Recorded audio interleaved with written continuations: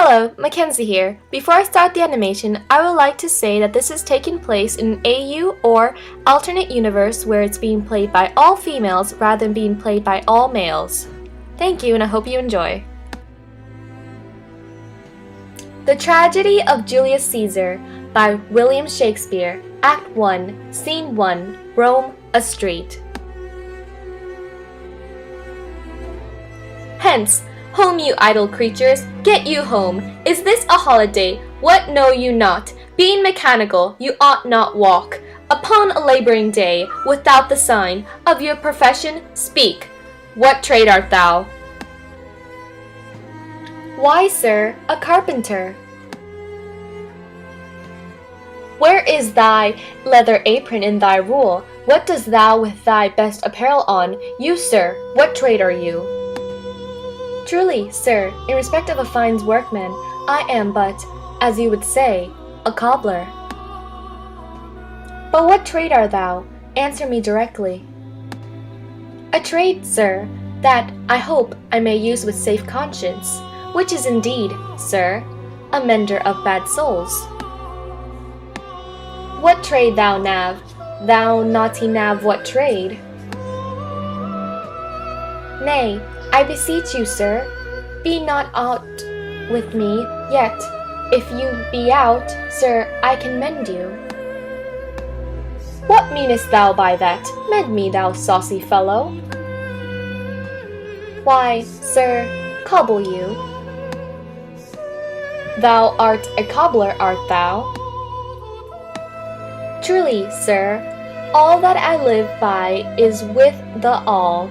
I meddle with no tradesmen's matters, nor woman's matters. But withal, I am indeed, sir, a surgeon to old shoes. When they are in great danger, I recover them. As proper men as ever trod upon neat's leather have gone upon my handiwork. But wherefore art not in thy shop today? Why dost thou lead these men about the streets?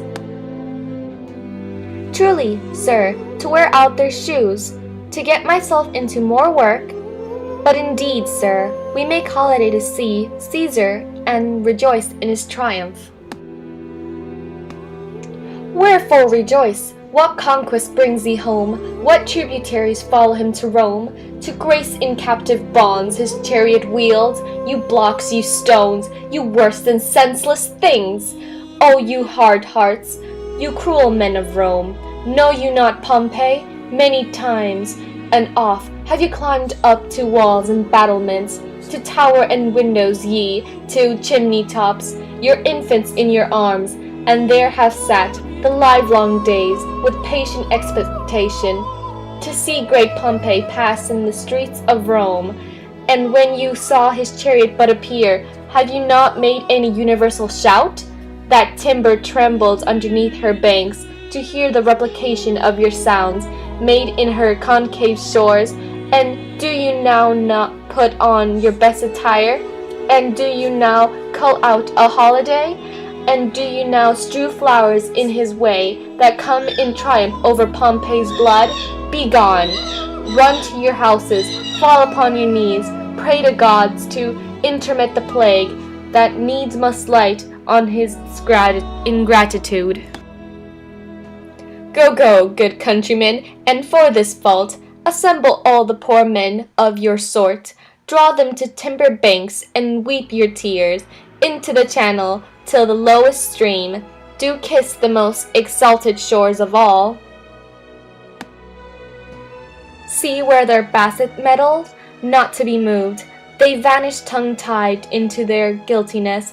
Go you down that way towards the Capitol. This way I disrobe the images, if you do find them decked with ceremonies. May we do so? You know, it is the feast of Lupercal. It is no matter, let no images be hung with Caesar's trophies. I'll about and drive away the vulgar from the streets. So do you too, where you perceive them thick. These growing feathers plucked from Caesar's wings will make him fly an ordinary pitch. What else would soar above the view of men, and keep us all in servile fearfulness. Act 2, Scene 2, Caesar's house. No heavens, no earth have been at peace tonight. Thrice hath Calpurnia in her sleep cried out, "Help, ho! They murdered Caesar!" Who's within? My lord. Go bid the priests do present sacrifice, and bring me their opinions of success. I will, my lord. What means you, Caesar? Think you to walk forth?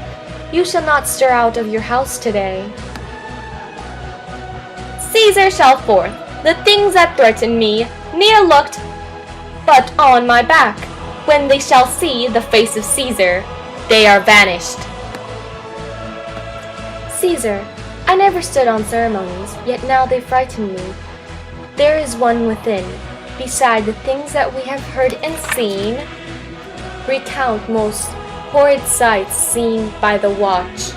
A lioness hath whelped in the streets, and graves have yawned and yielded up their dead. Fierce fiery warriors fought upon the clouds, in ranks and squadrons and right forms of war, which drizzle blood upon the Capitol.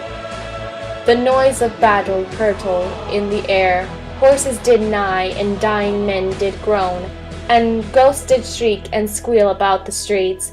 O Caesar, these things are beyond all use, and I do fear them. What can be avoided, whose end is proposed by the mighty gods? Yet Caesar shall go forth, for these predictions are to the world in general, as to Caesar. When beggars died, there is no comet seen. The heavens themselves blaze forth the death of princes. Cowards die many times before their deaths. The valiant never taste of death but once.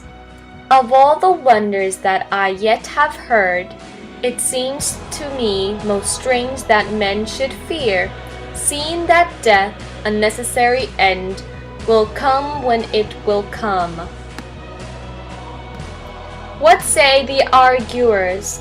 They would not have you stir forth today, plucking the entrails of an offering forth. They cannot find a heart within the beast. The gods do this in shame of cowardice. Caesar should be a beast without a heart. If he should stay at home today for fear, no, Caesar shall not. Danger knows full well that Caesar is more dangerous than he. We are 2 lions littered in one day, and I, the elder and more terrible, and Caesar shall go forth.